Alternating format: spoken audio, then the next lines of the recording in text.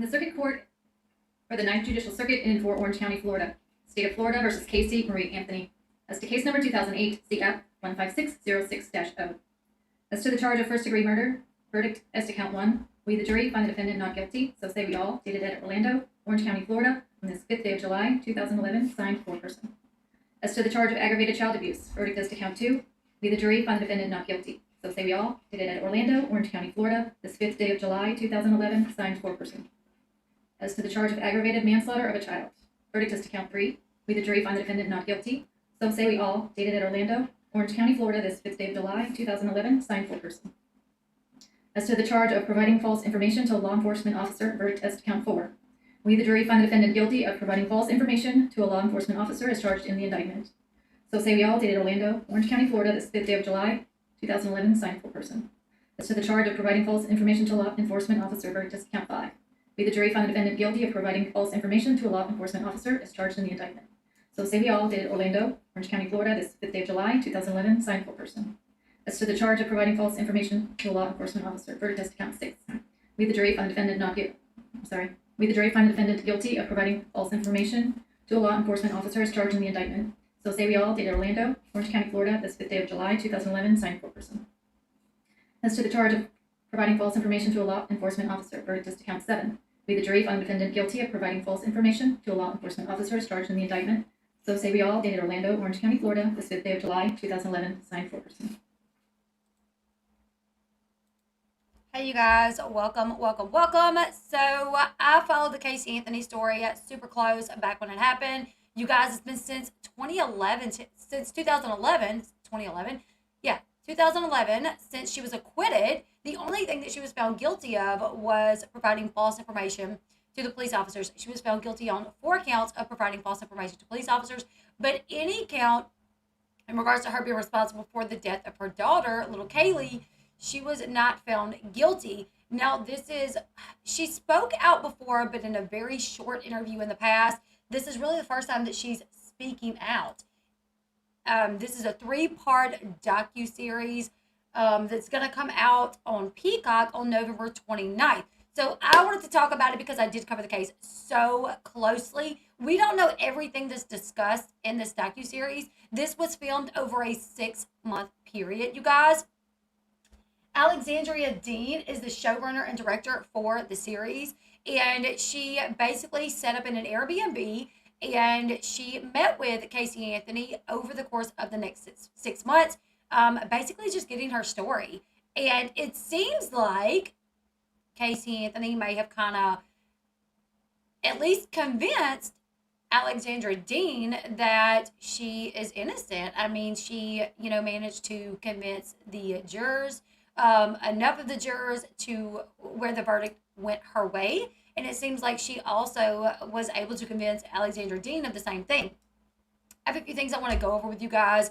Also keep in mind, everything that we say in this video is for entertaining purposes only. Please do your own research to, decide your own opinion.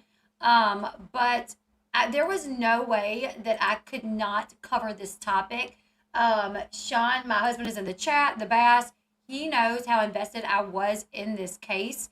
Caylee Anthony, from my understanding, if memory serves me correctly, she was born in 2005, I do believe, which was the same year as my daughter. I had a daughter that was super similar in age, which was one of the reasons why I was so invested in this story. I watched every single day, every single second of this trial, sat right there on the foot of my bed watching this trial, and then when she was found not guilty, I was blown away, like the rest of the world, just completely blown away.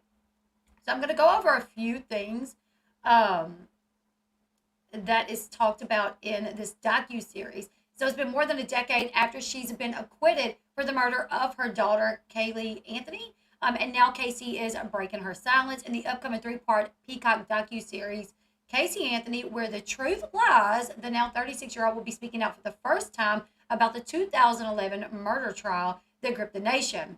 This was literally, there was not a public trial like this, except O.J. Simpson. It was like O.J. Simpson and Casey Anthony. According to the series description, the story will follow the infamous investigation, the trial, the aftermath, speaking to the speculation surrounding her actions at the time that her her daughter disappeared. Caylee Anthony is the daughter who is deceased. Casey is the mother that was found innocent that, most of America thought was guilty. And I do see that we do have someone in the chat that says CA is cool. And I don't know if that stands for Casey Anthony is cool. And you say Casey Anthony is innocent. Let's please be respectful of everyone's opinions. We don't have to agree with each other. But as long as people in the chat are being respectful and they have a different opinion, that is okay. Like, CA, you are more than welcome to believe that, darling. My opinion is a little different, but you are, all opinions are welcome. So, it's going to talk about her actions around the time, her demeanor in the courtroom, and the time that she spent in prison. In addition, the docuseries will also feature Casey's personal archives, behind-the-scenes footage, and the defense evidence that was never seen before. Never before seen evidence from the defense team. It's going to look into both sides of the story that ignited this media firestorm. So, like I said, Alexandra Dean, she is the showrunner and the director of the series. She says what emerges over the course of multiple interviews recorded in a 6-month period is a startling psychological portrait of Casey Anthony and a complete narrative of what she says happened to her daughter, weighed against multiple sources of potential evidence. She says, I believe the result will surprise many and cause the American public to look at the story in a new light. So she, like I said, I think she's even got Alexandra Dean kind of thinking that maybe she was innocent as well. Because Alexandria says that this is going to surprise you guys. I think it's going to have you guys looking at this in a completely new light. So following the acquittal in the 2008 death of her 2-year-old daughter, Casey has basically stayed out of the public eye. I mean, she really couldn't come out. I mean, there were so many threats on her life. She had to disappear. She had to. She's remained silent on the details surrounding the case until now. In the trailer, Casey says, why did I wait 31 days to call 911? Later is a voiceover where Casey says, I lied, but no one asked me why. And then I guess she kind of goes into, why she lied. Basically, she's blaming this on her father. She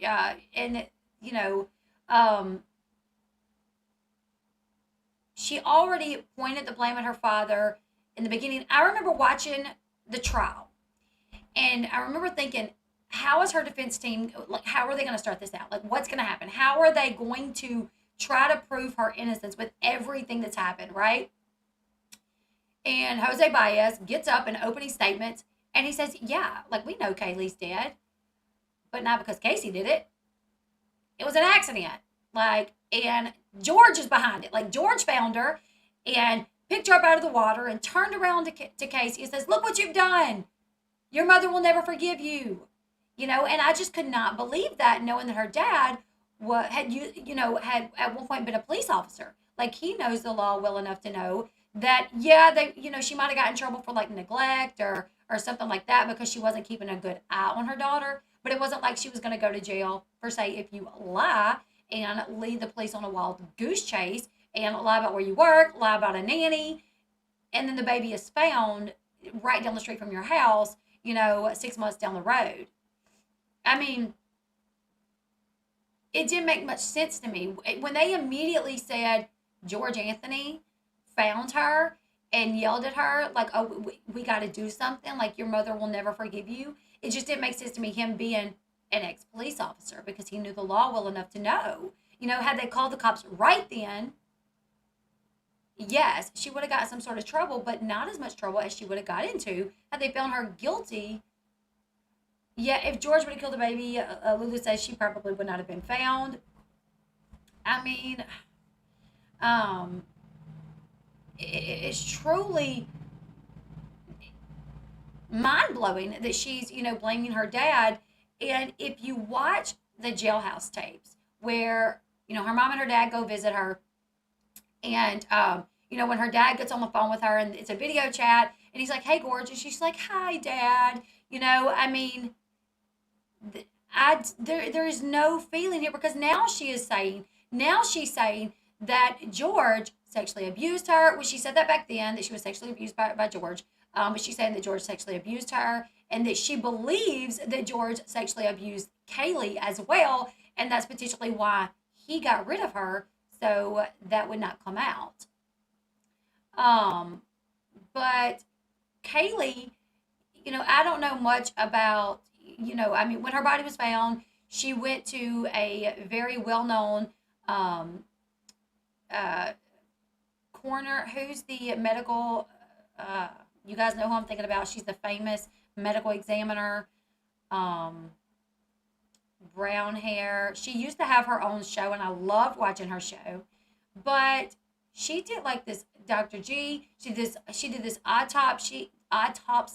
I mean, I think if Caylee would have been abused, sexually abused, I don't know. I just feel like she would have found something to point back to that, like that she had been abused. I don't know, right? Don't you guys think that she would have found something during her examination of little Caylee's body to be able to say, hey, she has been victimized as well, you know?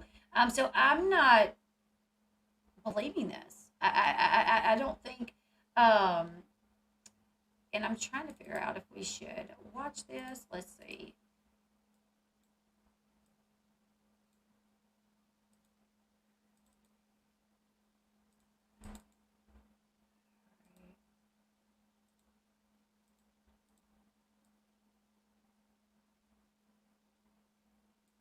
I'm not going to show it, but let me see.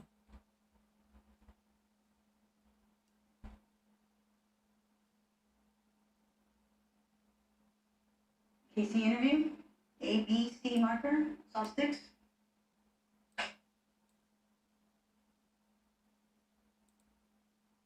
In 2011, Casey Anthony was accused of murdering her daughter. She was found not guilty. That's what it's saying. Why talk to me now when you're not getting creative control? She's just standing there, sitting there looking at her. And she goes, now she speaks up. But I wish I could show you guys that. I'm kind of scared Peacock's going to get me because I have a feeling Peacock's going to be on every YouTube channel if they use any clips from this to probably strike them. So it says now that Casey is apparently ready to share her side of the story. Like I said, November 29th, 2022 on Peacock. It's going to come out. I'm going to watch it. I'm going to do a review of it, probably like a breakdown of it. It says that there have been several movies and documentaries made to fill in the gaps, but yet the woman at the center of it all remains the biggest mystery. Throughout the exclusive 3-part documentary series, Casey Anthony finally tells her side of the story and addresses the public that has made so many assumptions for the past 13 years. In the trailer, Anthony can be seen waiting for the interview to start, and someone asks, why talk to me now that you're not getting creative control? Anthony makes a quick reaction, facial reaction, kind of like, and then the teaser ends. The only other time that Casey has spoke out about this was in 2017 when she gave an interview to the Associated Press, but it wasn't on camera. Casey Anthony, mother of reported Caylee Anthony, went missing July 15, 2018. The next day, Casey was arrested for child neglect and giving false information to the police. She told law enforcement that her daughter vanished after she was left with the babysitter, Zanny the nanny, who also disappeared. In 2011, Anthony was charged with murder, and in the end, prosecutors proved Anthony was a liar, but convinced the jury of literally that was it. That she was a liar, little else. The government failed to establish how Caylee died. They couldn't find Casey's DNA on the duct tape that was used, placed over her mouth. The jury deliberated for 11 hours and found that Casey was not guilty of first-degree murder, aggravated manslaughter, or aggravated child abuse. She was convicted, like I said, of the 4 counts of lying to the police. She served almost 3 years in prison while she was awaiting trial, and then she was released 10 days afterwards. She got out 10 days later. So, in the documentary, Casey says her father, George Anthony, a former cop, sexually abused her from the ages of 8 to 12. It makes me wonder, is that possible? I don't know, you guys. Like I said, I've talked to you guys before that I am the victim of being sexually abused. My abuser was a relative, but it was almost like anytime he was around, anytime he had the opportunity. So someone that sexually abuses you, I mean, and you live with them from the time that you're an adult, from the time that you're born, pretty much, until the time that you go to jail. You're in your 20s. But somehow he only does it between the ages of 8 and 12. I don't know. But that's what she says.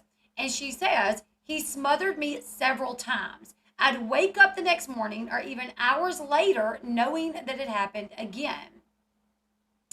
George and Casey's mother, Cindy Anthony, released a statement in 2017 denying Casey's claims of SA. George, who has continued to try and move forward from this tragedy and who is vindicated on multiple occasions, is once again forced to relive the hints, rumors, lies, and allegations that are being made by Casey Anthony. They both refused to talk to Alexandra Dean for the documentary.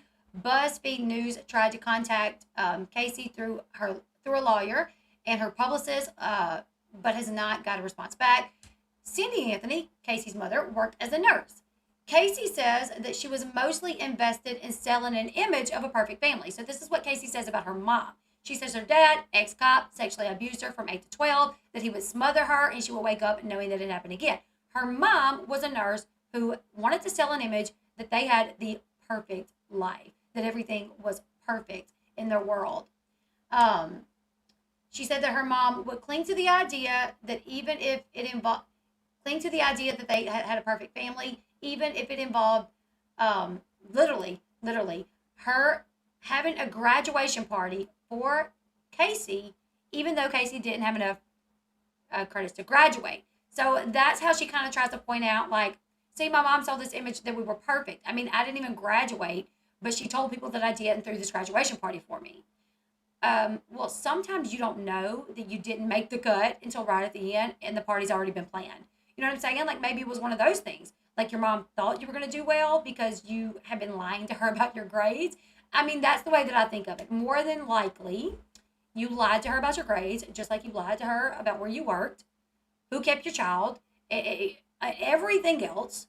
You lied to her about all kinds of things. You lied to the police about everything. So maybe is it possible you lied to your mother about your grades? So she assumed that you were going to graduate. She set up this party, invited people, and then last minute found out that you didn't have enough credits.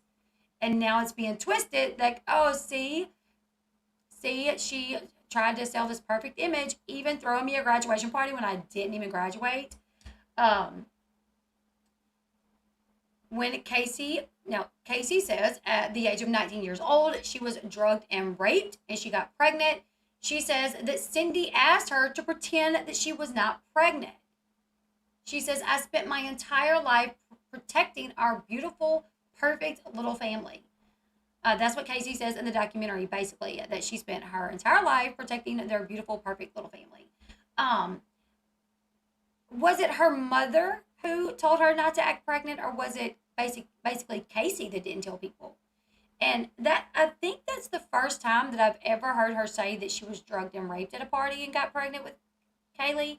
I thought it was always that Caylee's dad died in a car crash. Yes. Do her parents have anything to do with her? From everything that I've been reading, she talks to her mom here and there. They don't have like a solid relationship. She doesn't talk to George, but she does talk to her mom and her brother here and there. She's also tried to convince her mom to give her Caylee's ashes, something that her mom obviously would not do. I wouldn't do it either. So by the time Caylee was born in 2005, Casey, who aspired to be a photographer, had worked as a contractor at Universal Studios and was trying to save money so she could move into her own place. Cindy kicked George out for allegedly infidelity, but he came back. Casey says in the documentary, I didn't leave when I should have. The moment that I found out I was pregnant, I should have left. So now this is what Casey's saying, you guys, that instead of leaving Caylee with like her mom or her dad, she lied to them and said that she had a babysitter, that's where Zanny the nanny came in. She said instead, Casey would say that she was leaving Caylee with her friend Zanny, when she was actually bringing her to hang out with friends so as not to leave her with George. And her boyfriends and friends featured in the docuseries all recall that she was a doting, devoted mother. Here's the thing, when you're going to do a docuseries like this, Nancy Grace said that she was contacted to be a part of this. Nancy Grace gave Casey Anthony the name Tot Mom, and she, from what I can recall, really put this story on the map, because that's where I first saw it from. It's like HLN, I think, Nancy Grace, and it was Tot Mom, Tot Mom, Tot Mom, Tot Mom.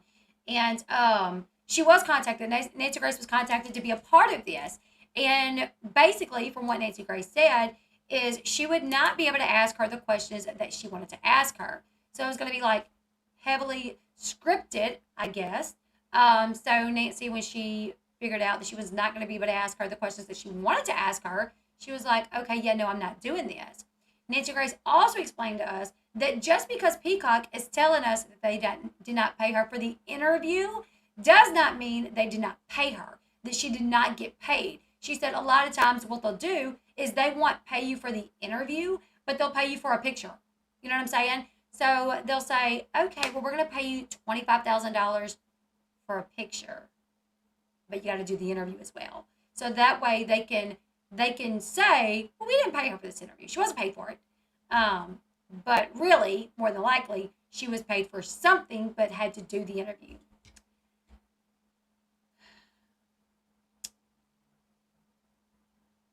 So Casey became a club promoter to save money, but did not want to tell her mother out of fear that Cindy would try to stop her. This is all her words here, you guys. Then on June 18th, 2008, George woke Casey up saying that 2-year-old Caylee was missing. They went to look for her. So she explains it that all she remembers is George standing there with Caylee. She says first, I remember I went to bed the night before. I had Caylee laying on my chest. And I wake up to my dad standing over me saying, where's Caylee? Where's Caylee? Where's Caylee? Where's Caylee? He says they run off to go look for her. And next thing she knows is George comes walking up and he has little Caylee in his arms. She is soaking wet. She says he handed her to me, said it was my fault that I caused it. He did not rush to call 911, and he was not trying to resuscitate her. I collapsed with her in my arms. She was heavy and she was cold. Then she switches into the past tense. He takes her from me and he immediately softens his tone and says, it's going to be okay. And she says, I wanted to believe him. He took her from me and went away. That was the last time I ever saw my daughter.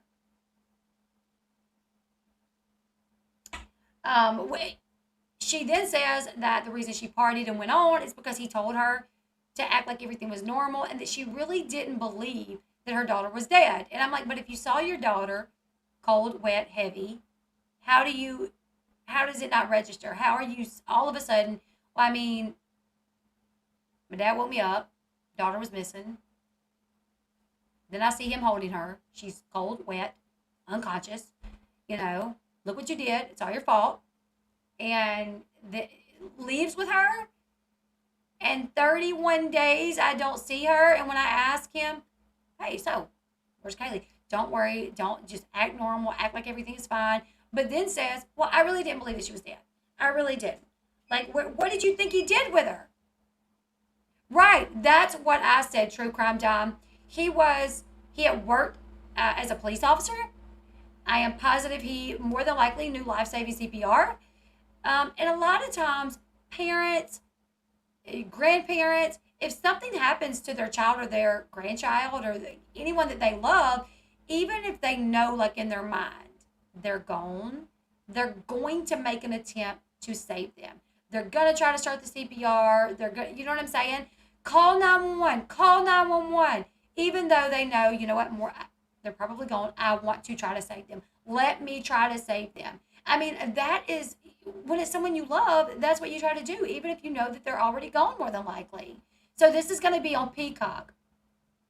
If something happens, call 911. Yeah, I mean, that's what you would do, right?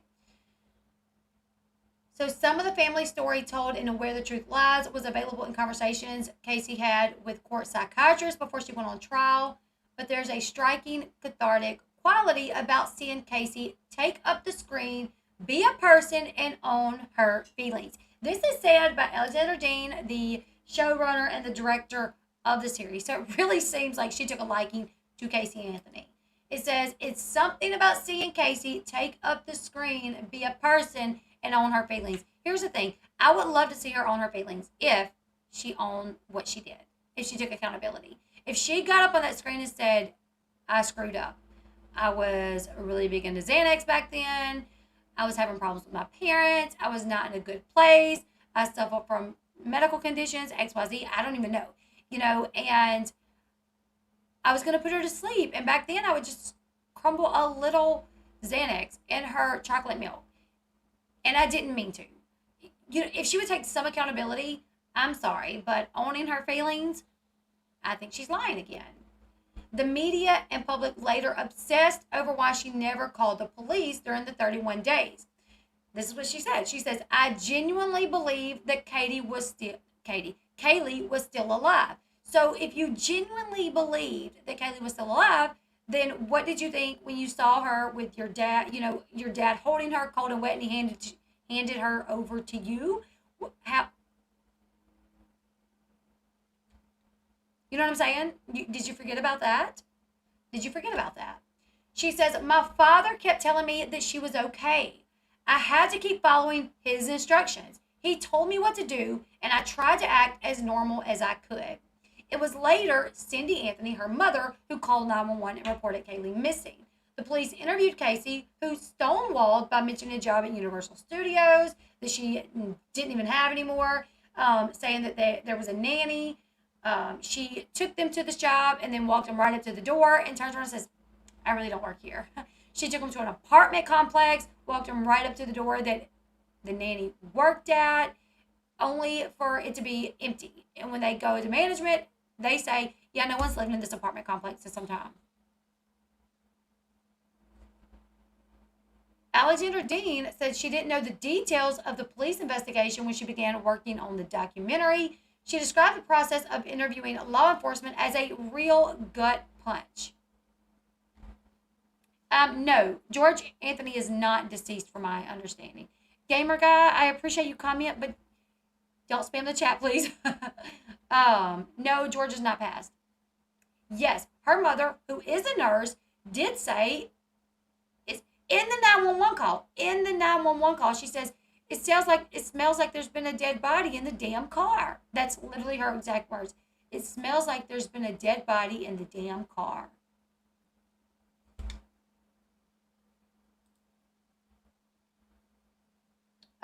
Okay, hold on, you guys. I'll get him.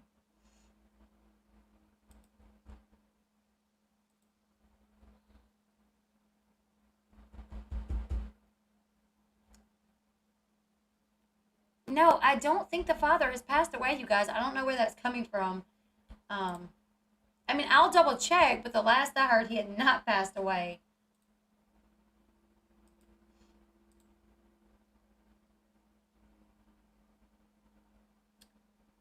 So, Alexander Dean said, they said that Casey lied and therefore she was the prime suspect. They said that George lied, but that didn't make him a murderer. And they say it almost back to back. I don't know what George lied about. We've never heard that he lied about anything. Do you guys remember him lying about anything or what the police would say that he lied about? Because I don't remember that. Yeah, I did not say that George passed. I don't know where that came from, you guys. I'm sorry.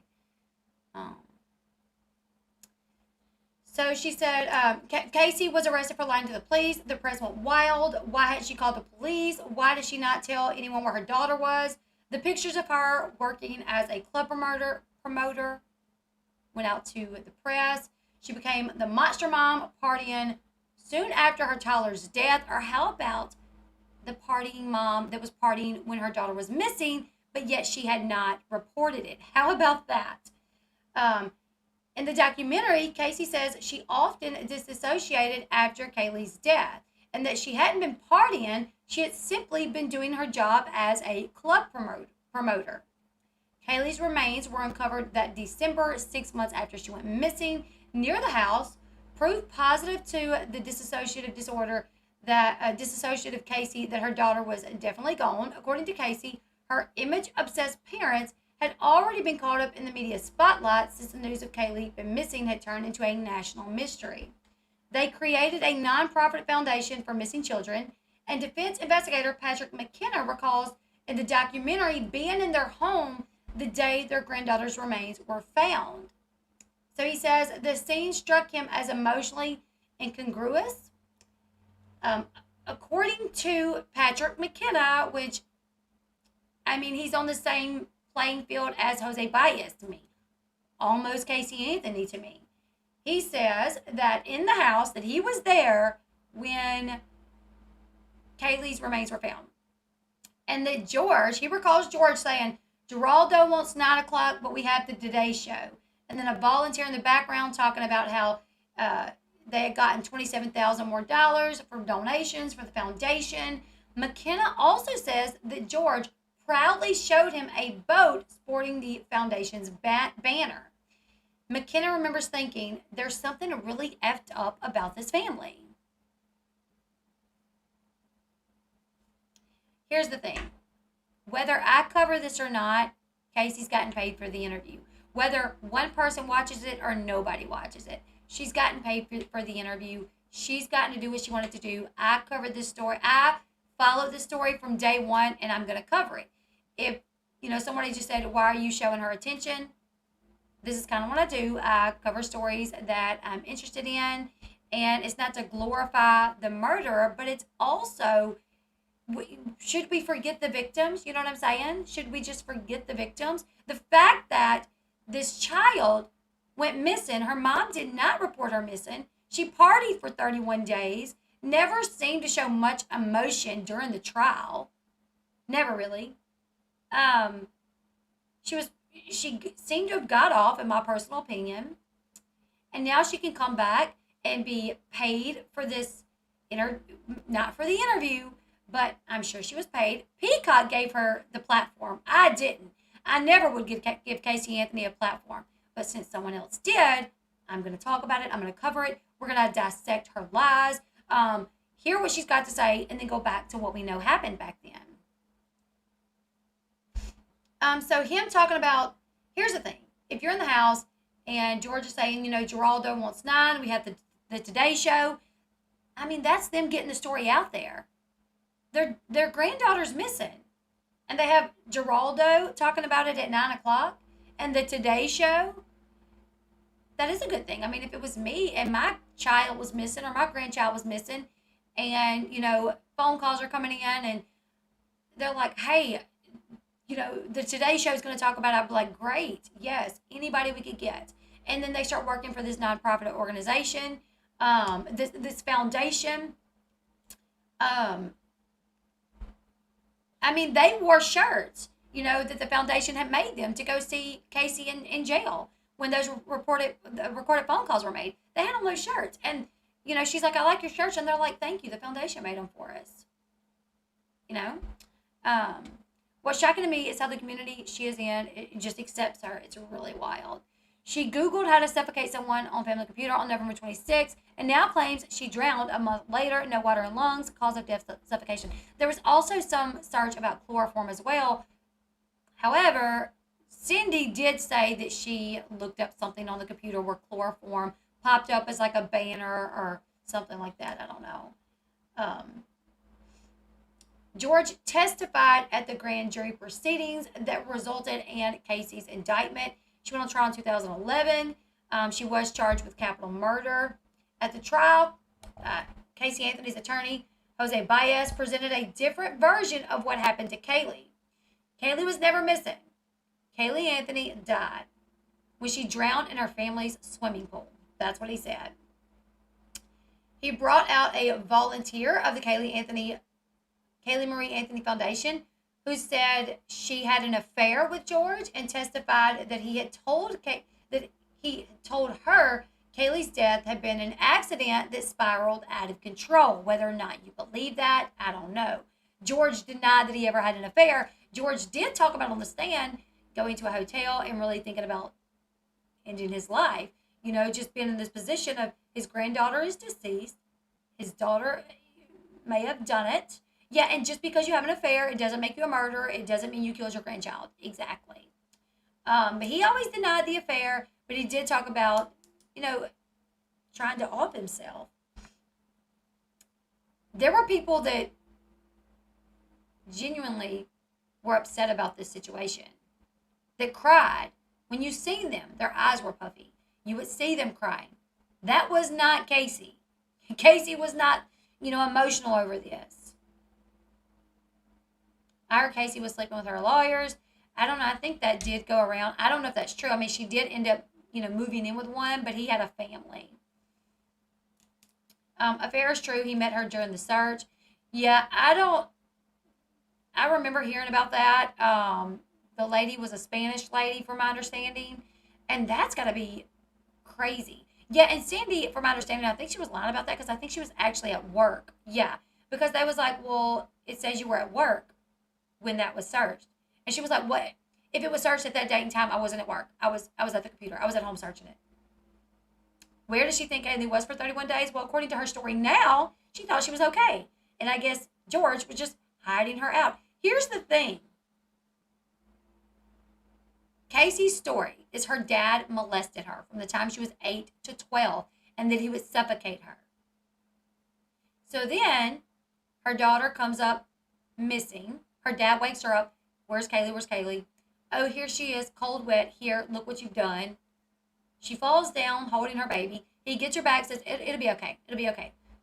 Don't worry about it. We got this. Takes off. She never sees her baby again. All of a sudden, she thinks her baby's okay. Well, I just thought she was okay. That's what he kept telling me. I thought she was okay. So the man that molested you for 3 years disappears with your child. Your child isn't seen in 31 days and you think she's okay. I would have went to the police myself.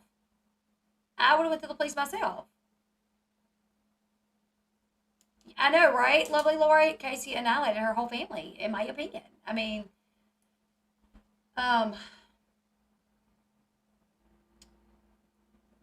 Jose Baez tried to give context about the family's dysfunction, bringing in an ex-boyfriend's testimony about the alleged sexual abuse. Some of it was deemed inadmissible in court. The prosecution basically put Casey's character on the docket. Prosecutor Jeff Ashton, I really enjoyed Jeff Ashton. He told the jury that this was a case about motherhood, the clash between the responsibility and the expectations that go along with it, and the life that Casey Anthony wanted to have. By his framing, she was a party girl out clubbing while her daughter was missing. She participated in a hot body contest, and she was happy after Caylee's death. The fact that so much of the case relied on George's testimony to police, which placed Casey as the last person that Caylee was seen with. Allegedly, also, there had been the smell of human decomposition in the car. All that took a backseat to the spectacle of the bad mom. Really, like when you heard about it, it was her out partying. There was a lot, she didn't report it, but, you know, bad mom, party mom. When the not guilty verdict came in, there was so much shock and social media outrage. People saying it, O.J. Simpson #2. Kim Kardashian even tweeted, what? Casey Anthony found not guilty. I remember sitting on the edge of my bed and saying, like, what? Are we serious? Like, there is no way. There is no way she's not guilty. Another person writing, my heart is ripped apart. How dare those idiots on that jury not see the truth? That bee killed her kid. Who the hell killed Caylee then, if they're saying that she didn't? Her dad was never investigated for any of this because he was at work when she claimed the drowning happened. I'm glad you brought that up because I actually forgot about that. That he was actually at work when she claimed all this even happened. One juror came out to say, my decision haunts me to this day. I think now if I were to do it over again, I'd push harder to convict her on one of the lesser charges like aggravated manslaughter. At the very least, that or child abuse. I don't know what the hell I was doing, and I didn't stand up for what I believed in at the time. So even some of the, jury members come out to speak saying, yeah, messed up on that one. Holy crap, I messed up.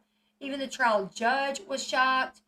Casey faced death threats. Many former friends went on talk shows to promote their theories. In the documentary, one of her former friends, Casey's former friends, is questioned regarding his speculations about how the made-up Zanny the Nanny supposedly was inspired by the drug Xanax, which is an unsubstantiated theory that spread over into the true crime forums. I mean, I remember thinking that, like, Zanny the Nanny, it makes sense because she called this non-existent nanny Zanny, and then there were rumors that she may have given Caylee Xanax to kind of, make her go to sleep. Casey says that Cindy and George have made a career of talking about her for money, appearing on Dr. Phil, as well as more recent specials like the 2017 A&E special series, Casey Anthony's Parents Speak. Here's the thing, Casey, is you're their daughter. That was their granddaughter. Do they not, they don't deserve to speak? They're not allowed to speak on their life and what happened to them? Like, yes, it was your life too, but everybody should be able to, talk about their own experience, especially if talking about it publicly helps them in some type of way, I mean, they were put through the ringer during this trial. They really was, especially George. For him to have to sit in that courtroom while he was accused of sexually abusing her. Can she be retried if more evidence came out? No. It's called double jeopardy. You can't be, like, in terms of, like, murder trials, you can't be charged with the same crime twice, but it's only in, like, murder charges, from my understanding. So, no. I mean, from my understanding, I think she could admit to it at this point. Like O.J. Simpson, I think he could admit to it. She could admit to it, and that would just be what it is. FBI forensic chemist examiner testified he analyzed pieces of trunk liner, carpet, and parts of the spare tire cover. On those, he said chloroform residue was found, but it was at low levels. Hey, Crime Time with Mal. Double jeopardy goes for any charge. Does it go for, I mean, I know people got two DWIs. I thought it was, like, only in terms of, like, murder. Like, I know people that got, like, multiple drug charges, DWIs. I know that double jeopardy does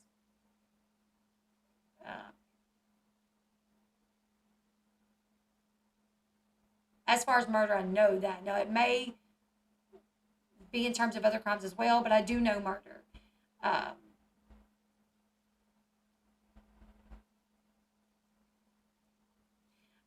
Well, one thing, the reason why George wasn't investigated really is because he was at work when this happened. So my thing is, like, how could you be at work when somebody went missing and be guilty of doing something with them? I don't know. I will forever think that Casey Anthony is guilty because who misses their child for 31 days and you don't call the cops? You're partying in clubs, even if it's your job. If my daughter's missing for 2 hours, I'm calling in work, baby. I'm calling in work, and I'm like, I'm not coming until I find my child. I'm sorry. I don't care what my job is. You're not gonna see me. I'm gonna be out walking the streets, trucking the streets, looking through the woods, making flyers, everything.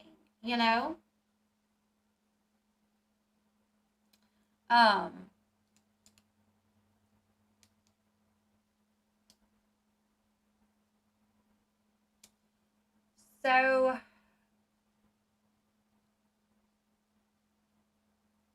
yes, she says they've made, a career of talking about her for money. They're not talking about you, Casey. They're talking about their grandchild. They're talking about their lives, how their lives was ripped apart as well.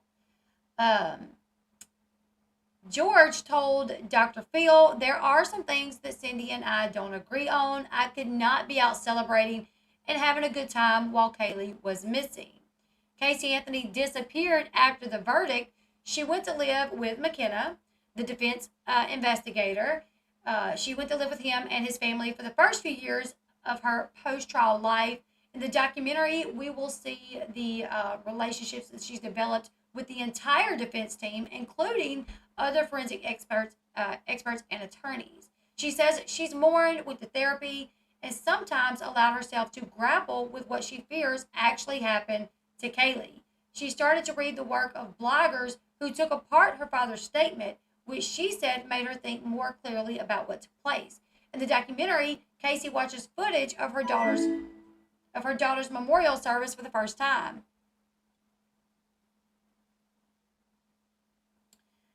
She had purposely avoided it because she had already been arrested and wasn't involved in the preparation.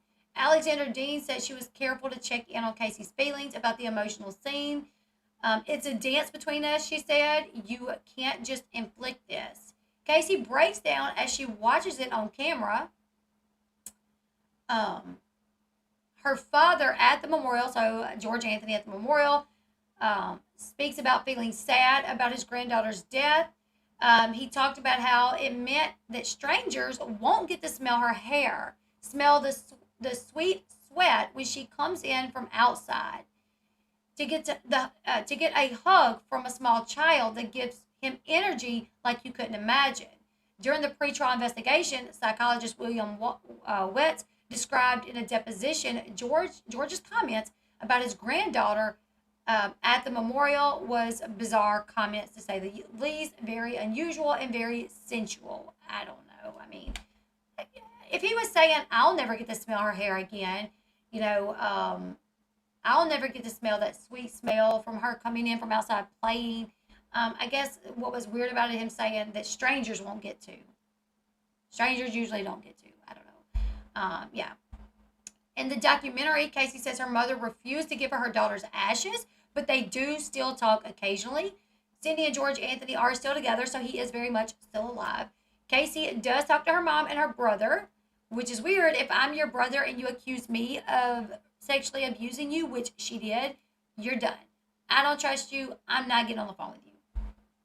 She doesn't talk to them often, and Dean says, I wouldn't call their relationship close, but they do communicate. She's now a legal assistant to McKenna and mostly makes her living in accounting work. It's a small life, Dean said about Casey's current existence. She has a close friend. She has people that she trusts. Many people in Where the Truth Lies pointed out how physically small Casey is in real life versus like seeing her on the show. Dean says, I felt by the end of the project that I had witnessed somebody revisit and process some pretty awful memories and trauma. I thought that where she got into a place of greater understanding of what she thought happened. But I think the process caused her a lot of agony. Dean says that she has stayed in touch with Casey. She says for Casey in the end, she personally has to come to a place where she feels like it has been helpful, which means a lot. And one of the more resonated scenes in the series, Casey and Dean visit Casey's old house. That's going to be interesting to see her visit the old house. The one where so much happened, but also the one where she raised her daughter. When they're visiting the house, Casey says, that scared little girl. And Dean says she's not quite sure if Casey's talking about herself or her daughter. But Casey says, that scared little girl. A part of me will always, always be trapped there.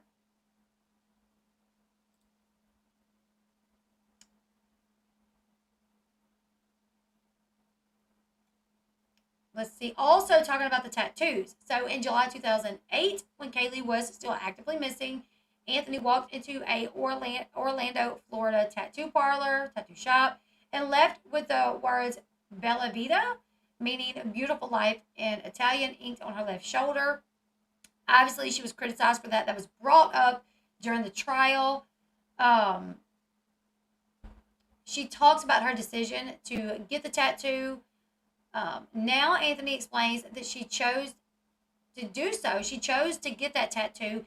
It was her way to send a FU message to her family, which ironically enough, like she had been talking to her family up until right before they went to like trial. Like there's these videos released of them going to visit her and her picking up the phone and, don't cry, Mom. I'm so happy to see you guys. Like, Kim, the father of Caylee Anthony, we're not sure because Casey never tells the truth, in my opinion. And she said that he had passed away in a car wreck, so we really don't know. Now she says that she was drugged and raped when she was 19 and she got pregnant. I would love her DNA test to come back on the baby, but it comes back as George's daughter. The fact that people think the ex-cop is innocent is pathetic. Well, I would think they probably got like everybody's DNA that lived in the house when they were investigating. I would think that. I don't know. But that would be the perfect thing to say. Casey doesn't say that he molested me until right before I got pregnant. She says from 8 to 12 he molested me. So if, say he did, and he potentially could be the dad, well, now she's accusing him of doing it, so why not put it out there? Like, yeah, he molested me from the time that I was 8 until after I had her, and I think she might be his. I don't know. If she was going to accuse him of it and he actually molested her and potentially got her pregnant, that would be the perfect ammunition there, So I don't know. I don't think George is like the greatest guy. I think he made a lot of mistakes. But I don't know if I believe that he is the father. But everybody is definitely entitled to, what they think about it.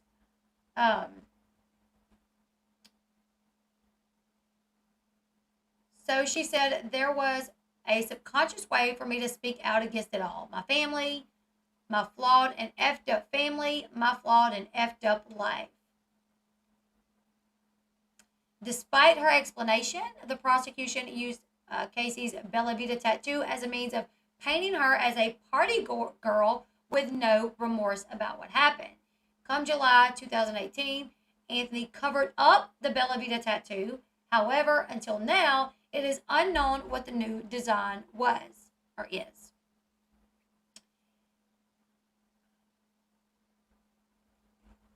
So now she has a tattoo that symbolizes growth and rebirth, she says in the docuseries. According to Asian tradition, a mandala signifies the transformation of a universe of suffering into one of joy. Although Anthony waited more than 7 years to cover up the Bella Vita tattoo, she reportedly had every intention of doing so sooner. The tattoo was a constant reminder of a difficult time in her life. An insider told People magazine in 2018, she's always been meaning to get it covered, but she didn't know what she wanted. She finally had the money to do it, so she got it covered up. Casey Anthony also had a design on the inside of her arm that means I hear you in everything. She revealed, that is my Caylee tribute tattoo. I hear you in everything. I see you in everything. I hear you everywhere. I hear you in everything. Okay, maybe. In October 2008, she was charged with first-degree murder. We already went over all of that. I think there's a few more things we want to talk about, and then I'll really go into the chat and we'll talk about it.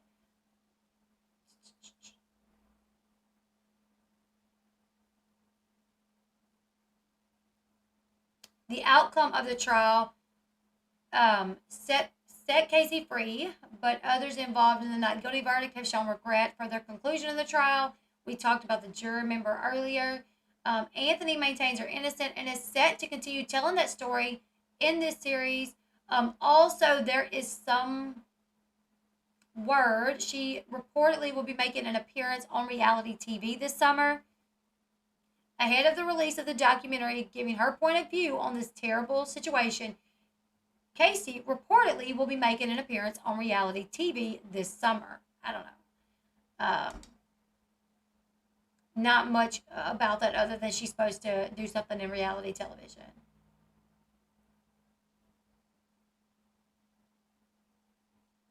Casey also turned up in the headlines due to an altercation with her reported mortal enemy at a bar in Florida. The incident resulted in Casey calling the police over a drink that was claimed to have been thrown in her face. The drink actually hit her leg, according to body cam footage from the incident. And the reason for the fight was revealed to be a lover's quarrel after Anthony started dating a police officer who had also dated the woman involved in the incident. So Casey dates a police officer, And then some situation takes place at a bar where police officers, ex-girlfriend, maybe still girlfriend, throws a drink at her. Oh, Amanda said they tested father and brother and said neither was the father. Did they? I wasn't for sure, but I know there was talk about that back then. I never knew if they did do any DNA tests. I wasn't sure.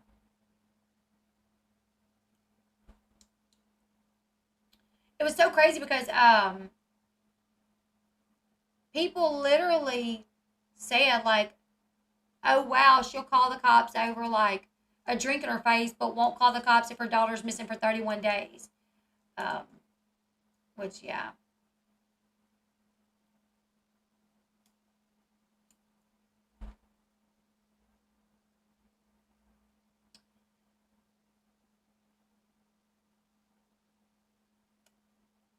Casey is writing a detailed and definitive account of her life and the tragedy of losing Caylee and everything that followed, a source said. She knows the book will be controversial and that no matter what she does, she will face criticism. But she also feels that she has a story and that it's never been told. Nobody has ever lived it, so no one can tell it. But a book might not be the only venture Anthony is adding to her resume. Currently, Casey has worked as a researcher and attempted to start a photography business called Case Photography LLC. A Twitter account for the company was created in 2016, but quickly was deleted when most of the questions related to her daughter and the murder trial. December 2020, Casey made a career move by opening up a private investigation firm in Florida.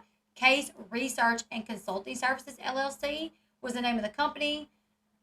It was filed with the Florida Division of Corporation with reports attempting to connect the new venture with the death of Caylee, which was not the case. Someone said that that's a closed chapter in her life. She's not starting a company to get answers about Caylee. Why would she? She knows what happened to Caylee.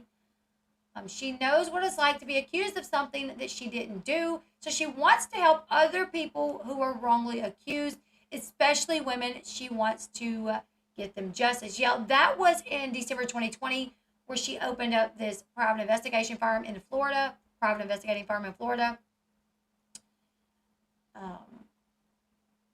So, according to what we're going to hear, she's dating, working, kind of going on with her life. Casey has also floated a movie about her life after the loss of Caylee, describing it to the Daily Mail in June 2019. Yes, I drank and carried on like nothing happened. The movie is going to be called As I Was Told because I'd done what I was told to do. I had to put on a fake persona through those 31 days. What's crazy is when it first happened, she said that Zanny the nanny told her that she had to act like nothing happened. Don't call the police. Like, Zanny the nanny ran off with Caylee, and she couldn't call the police. Now it's my dad did something, and I was told to act like nothing happened. Thank you so much for Melina, Julie Rock, and Dave, new vlog channel on YouTube forever. Thank you guys for subscribing. The alleged murder of Caylee happened around June 16, 2018. Casey was partying at Fusion Nightclub, doing the hot body contest. I've already went over all of that. According to Casey Anthony's cellmate and a guard on duty at the time when Caylee Anthony's body was found,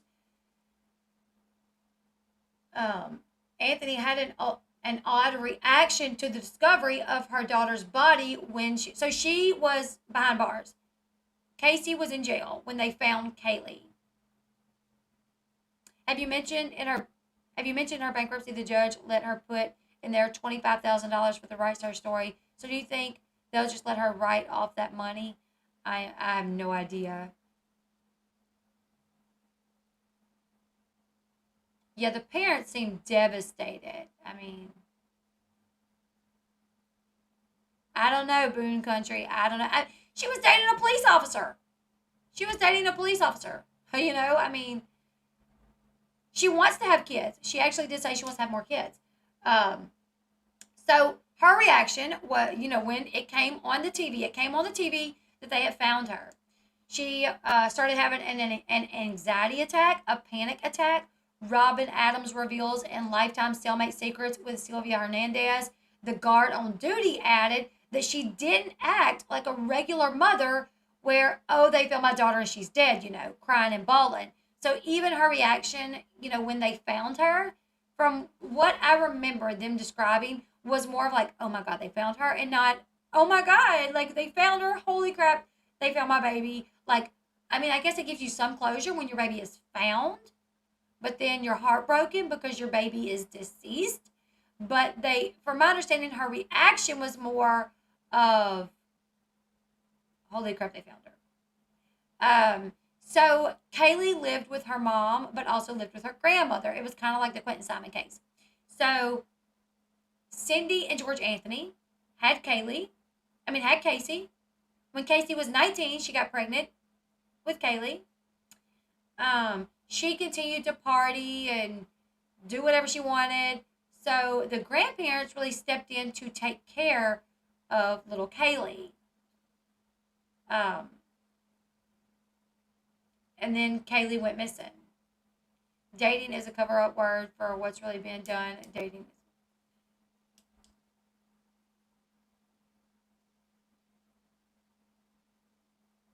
Yeah, Caylee Anthony had her whole life ahead of her. Yep. So Casey Anthony still lives in Florida.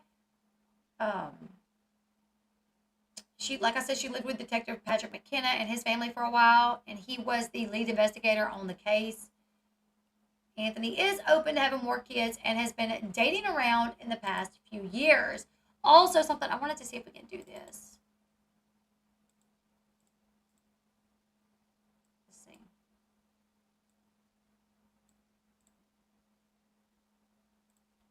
I want to just kind of watch a little bit of her phone call with, now the audio for this phone call is terrible, but this was, like I said, 2018 or whenever it first initially happened.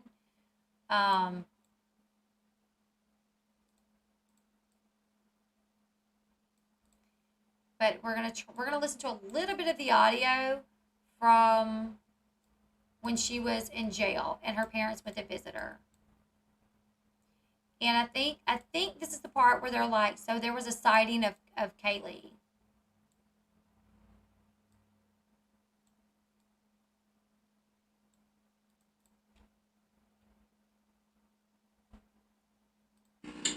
Like I said, the audio is horrible. It's not me, it's that one. So we're going to try to see if we can hear it. Well, someone just said that Caylee was dead this morning, that she drowned in the pool. That's the newest story out there. Surprise, surprise. Okay, I thought this was one where they thought there was a Caylee Anthony sighting, but this one's where the mother says, well, someone said now that the story is Caylee Anthony drowned in the pool. George is sitting there, and then Casey says, surprise, surprise, and he just looks down. I mean, I don't know. It didn't look like any. I mean, if that was really what happened and he found her, because that was the story at first, was she got in the pool, he found her, and he was like, look what you did. You wasn't watching her. She drowned. Everybody's going to be so mad at you. You're never going to get away with this. You're going to go to jail. If that was really what happened and the mom had just hit the nail on the head to say it, I don't know. I feel like he would have more of a reaction than just almost sadness.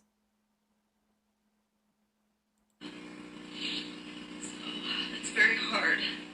Well, yeah, trust me, I know that. Someone just sent me some of the stuff that's been online, comments that people have been leaving off of certain articles, I guess, that have been written, and it was very upsetting last night to see that. Oh, yes, but, it's terrible, Casey. Getting hate mail, threatening letters. Well, I haven't gotten anything like that, thankfully. I know the audio is bad, and I do have it up as loud as possible so you guys can hear what they're saying, which makes the background noise really bad. But They said, it's been bad. We're getting, threats. And she goes, oh, well, I haven't gotten anything like that, thankfully. She doesn't, I would have been like, oh my God, I'm so sorry. I'm so sorry, Mama. Like, I can't believe they're coming after y'all. Like, y'all didn't do anything. All y'all ever did was be good to her. Like, y'all didn't do anything. Why are they doing that to you? It was like, oh, me. Well, I haven't gotten anything, thank God. The letters that I've gotten have been positive. Even the letter that she had attached was still very positive. Everyone's certain that she's okay, offering help. A couple people have said that they've called and talked to Dad or have left him messages. So we need to have something to go on. Mom, I don't have anything. I'm sorry. I've been here a month. I've been here a month today. Mind you, if you're thinking about the story that she's telling now, that Dad told her, act normal, act like nothing happened. Here would be the perfect time to be like, Dad? There were even times where the dad was like, can you tell us anything? Can you tell us anything? Anything. Can you tell us anything? Think that logic through. So your dad hates you enough to abuse you, but when your kid drowns, all of a sudden, he loves you enough to hide the body for you and ruin his life instead of calling 911. Right, let me read that again because my tongue didn't want to work right through reading that. Think the logic through. So your dad hates you enough to abuse you, but when your kid drowns, all of a sudden, he loves you enough to hide the body for you and risk ruining his life. Yeah, instead of calling 911, which he was police officer in the past, probably knew how to perform CPR. Didn't Casey's parents believe was alive in Casey's trunk of the car? Casey's parents did say, they never said that they believed that Caylee was in the trunk of the car, but when they went and got the car reeked of what her mom said, who was a nurse. It smells like a dead body's been in the damn trunk of the car. That's what she said. Do you understand how I feel? Do you really understand how I feel in this? I'm completely out of the loop with everything. The only information I get is when I see my attorney. That's it. Yeah, outside of that, I have nothing to go on. And at the whole time that you're seeing your attorney, y'all are cooking up this whole story about how to blame them, the parents. Mom lied. She had to have this picture perfect family. Dad was this bad guy who molested me. It's wild. Every day I have to sit here and wait and wonder. I wonder if something's going on. I'm wondering if there's something new. Wonder if they found her body and they could pin it on me. I gotta wonder that. I gotta wonder, have they found her yet? Or are they gonna be able to? Is it gonna be able to come back to me when they do find her? Did they ask you about which one of us you want to meet with? Yeah, I wanted to see Dad. I wanted to see everybody, but I had to choose, and I wanted to see Dad. All right. Well, then here, talk to your dad. Did they ask you which one of us that you wanted to see? Yeah, and I chose Dad. She was in jail for 3 years. So throughout her trial, she was in jail, and then she was only found guilty of providing false information. So she got out like 10 days after that. So she wants, who do you want to see? The person that molested me and that is responsible for killing my child? What? Hey, sweetheart. Hey. Hey, listen, I want you to know, you are the boss through this whole thing, okay? Well, no, I'm not anymore, Dad. I haven't been since I got Oh, here. yes. Oh, yes, you are. You are the... think of this for a second. Dad, I've been... Listen, Okay, listen, no, I've been just listen to thinking me about just for one this. moment. It doesn't sound like she listens to her dad that much, right? Like, it doesn't sound like she listens to her dad very much. He's trying to tell her something. She's steadily interrupting him. She does not strike me as the type of girl that when your dad says, get up and clean your room, she's like, okay, I'm going to get him. She strikes me as the type of girl, if dad says, get up and clean your room, she looks and rolls her eyes. I ain't going to do what you said, you know? Okay, listen to me for 1 second, okay? Listen, think of you owning this conglomerate, this huge business. Jose is one of your employees, so is the sheriff's department, so is the FBI, so am I, so is Lee, so is Mom. You know, we're all working with you. And if for some reason something's not being said or being done, you can make a change. You're the one that can say, listen. I've told Jose. No, I've given him the information to give you guys. We've given the information. You guys have given everything to the police. They're not helping us. It's obvious. We know their intentions. So I'm sorry. I've helped in every way that I possibly can since the day I got here. Okay, They didn't even give me 24 hours to help them, the police, with That's because before they arrested you, you lied to them repeatedly. And it was already thrown off by the fact that you did not even tell them that your child was missing. Your mother called. No old pizza smells like death. Yeah, which is what they basically tried to say that it was. without putting me here. So it's obvious where everybody's intentions lie. I know you guys want Caylee. I want Caylee more than anybody. I know you. It's obvious where everybody's intentions lies. I know where you guys want Caylee. And she caught herself, it seemed like. Didn't it seem like she caught herself at the end? Like, it's obvious where everyone's intentions lie. I know you guys want Caylee. I want Caylee too. Because, of course, you would have to say that, right? But it definitely seems like she said that first and then thought about it. You can understand that I can't do anything. I can't do anything from where I'm at. Okay, let me ask you this. If I can make some arrangements just to meet with you just one-on-one, just you and I, or Leah or Mom, would you be open to that? Because I can do it within a matter of just a few hours. Dad, this was already discussed, and I already said yes. Okay.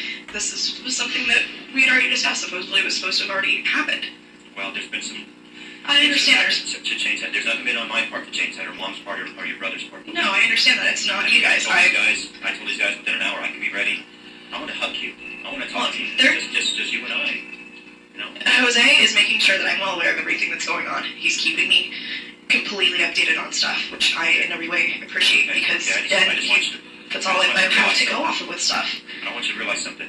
Number one, or at least number 1.1 and number 1 should be you and Caylee. That's the way it should be. It shouldn't be Well, it's Jose, split, then Dad. you, then Caylee, and everything else is falling in line.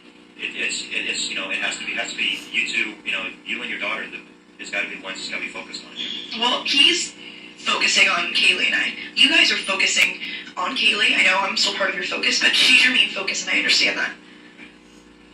Dad, I know where everybody's priorities lie. I knew that the day that I got here.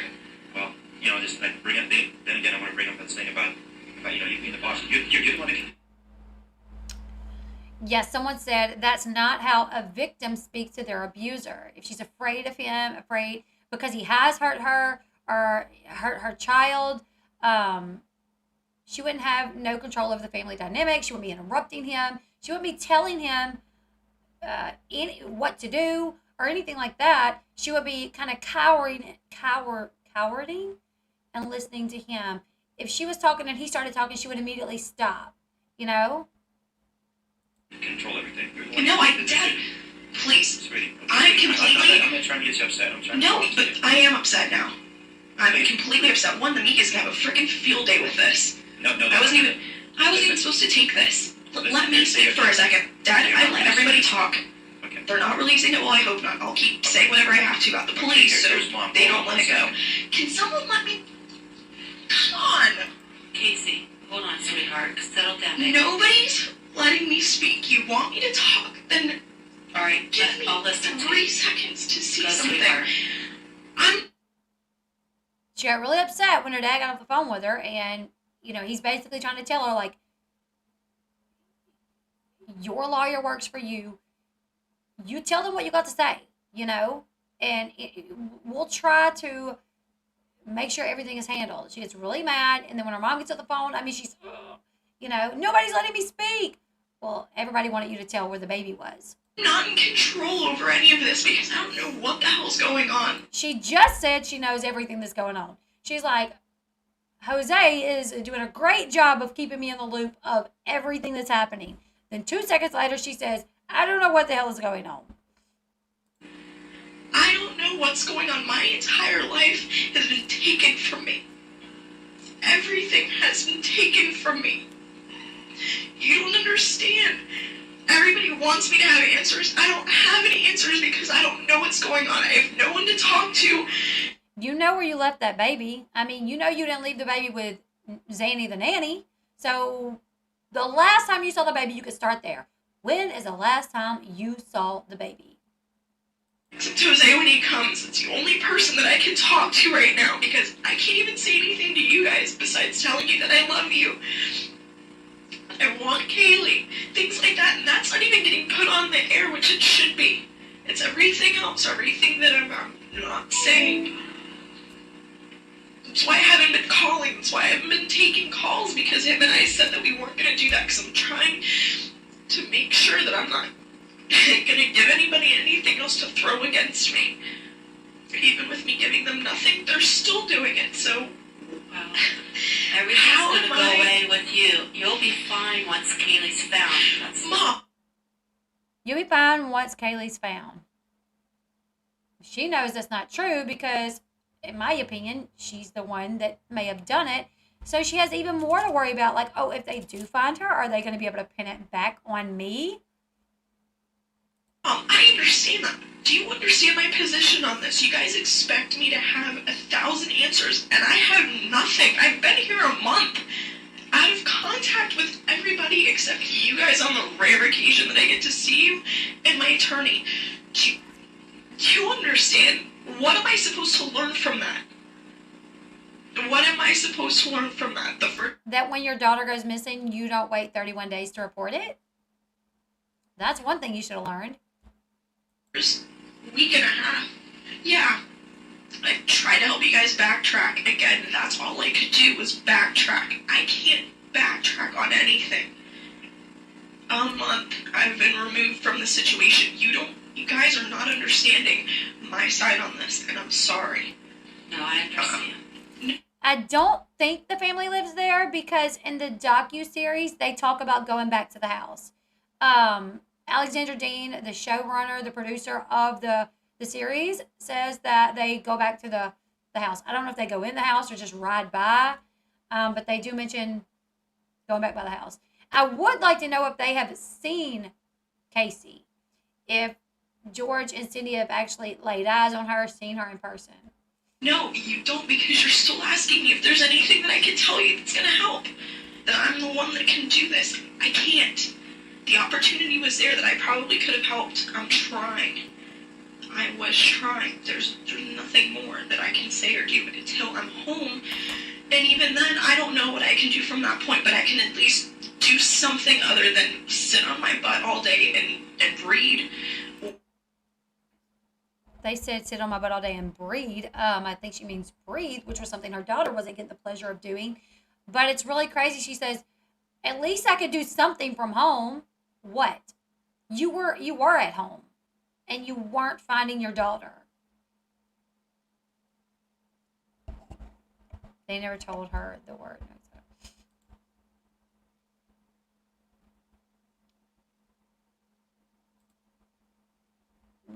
That's enough of watching that. But I know, a lot of people are upset over this docu-series, and I am too. I think it's BS that anybody would give her a platform. I don't think she deserves a platform. If she's going to, come forward, I don't know, like the fact that somebody would give her that opportunity to do it on their platform, I don't really understand it. I never would. But they're doing it. They've already done it. This woman, Alexandra Dean, has spent 6 months with Casey Anthony, basically getting to know her, hearing her story, and she's putting it out. So I am going to watch it because I just want to do a breakdown of what she has to say. I follow this story so incredibly close, watching it every day, all day, every day. When this went down, that I couldn't imagine not seeing what she has to say now. I love Nancy Grace's passion towards this case. I was shocked to hear that she turned down the opportunity to, come face to face with Type Mom.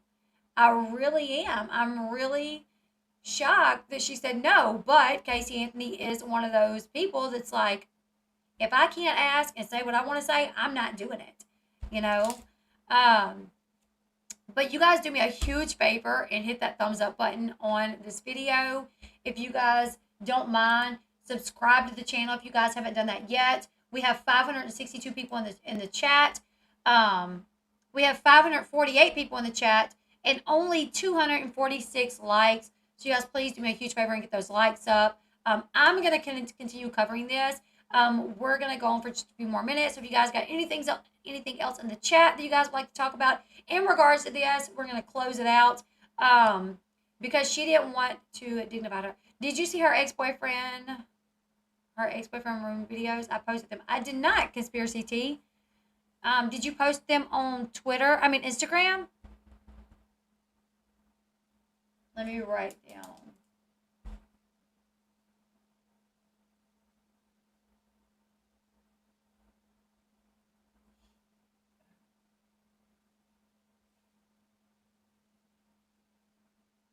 So it's a 3-part docuseries called Where the Truth Lies. I think what they meant to title it is Where Casey Lies. Again, curious to see if Jose Baez is going to be in this. I literally thought that Jose Baez did a terrible job. I'm not going to lie. I was, 11 years younger. And I'm watching that and I thought, nobody's going to believe this guy. Nobody's going to believe this guy. But apparently, someone did. Conspiracy, I have them on one of my videos. I will go check it out because I definitely want to see that. All this is going to be coming back up. Probably people that know her will start speaking up again. And I'm going to cover it, you guys. Definitely going to continue covering this. Elle Bee, the boyfriend's roommate is spilling all the tea on his TikTok. He's been waiting for a documentary to come out, and he's going inside info. He's on her side. What? I just don't understand how anybody could be on her side. I don't get it. How do you excuse a mother for not reporting her daughter missing for 31 days? And then she didn't even report her when she was reported. It was her mother that called. How do you excuse the fact that she was partying when her daughter was MIA? Like, how do you make sense of those things if you think she's innocent? I don't know. So definitely want to watch that. Maybe I could reach out to the roommate, bring him on, the roommate's boyfriend, just to try to maybe kind of get some answers. I don't know. I'll go check it out. Yeah, he is talking about it. He testified in court against her in court. He testified against her in court, but now he's on her side. I think she couldn't take the jealousy anymore, and that's why she killed Caylee when Caylee was born. She started getting all the attention instead of Casey. Possible. Casey Anthony should have been charged with neglect of a child that resulted in the death of a child at minimum. Because my theory was always that she probably put something in her drink to help her go to sleep, like her chocolate milk, so she could go out and do her thing, and the baby accidentally died.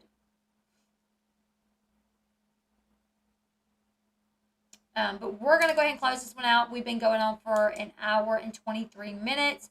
So you guys leave me your thoughts. You guys hit that thumbs up button on the way out. Jose is a really good lawyer. In my opinion, he created reasonable doubt. When I was watching it, I was like, nobody's going to believe this. But, apparently they did.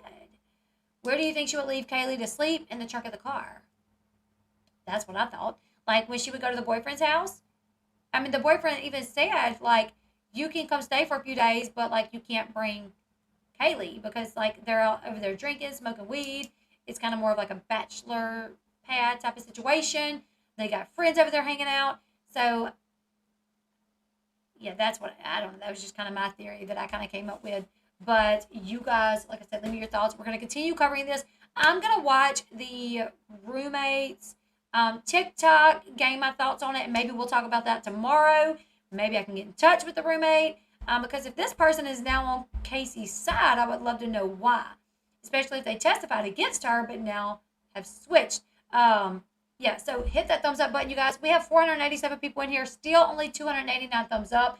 So please, on your way out, hit the thumbs up button. Subscribe to the channel if you want to continue covering this story with me. I'm going to be following it every step of the way. I'm going to do a recap on the docu-series. We'll do it all right here on my channel. So you guys subscribe to the channel. We're also covering the AWP story. Jared Lasek charged with indicted on 2 counts of rape. Also, Quentin Simon, 20-month-old out of Savannah, Georgia, that has come up missing. He has been missing since October 5th, and his mother is the prime and only suspect to his disappearance. So you guys, subscribe to the channel, thumbs up, and I'll see you guys tomorrow. Goodbye, everyone.